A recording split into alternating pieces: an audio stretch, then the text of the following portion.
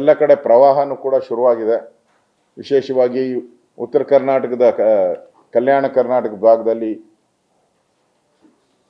ಪ್ರವಾಹ ಜಾಸ್ತಿ ಆಗಿದೆ.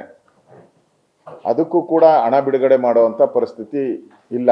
ನಾನು ನೋಡೇ ಇಲ್ಲ ಮುಖ್ಯಮಂತ್ರಿಗಳು ಈ ಪ್ರವಾಹಕ್ಕೋಸ್ಕರ ಇಷ್ಟು ಹಣ ಬಿಡುಗಡೆ ಮಾಡಿದ್ದೀನಿ ಅನ್ನೋ ಹೇಳಿಕೆಯನ್ನು ಎಲ್ಲೂ ಮಾಡಲೇ ಇಲ್ಲ ಅವರು. ಯಾದಗಿರಿಯಲ್ಲಿ ದೊಡ್ಡ ಅನಾಹುತ ಆಗ್ತಾ ಇದೆ.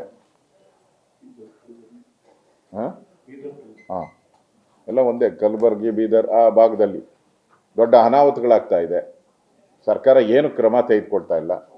ನಾನು ಕೂಡ ಅಲ್ಲಿ ಹೋಗಿ ಭೇಟಿ ಮಾಡಬೇಕು ಅಂತ ಮಾತಾಡಿದ್ದೀನಿ. ನಮ್ಮ ಅಲ್ಲಿನ ಕಾರ್ಯಕರ್ತರ ಜೊತೆನೂ ಕೂಡ ಮಾತಾಡಿದ್ದೀನಿ.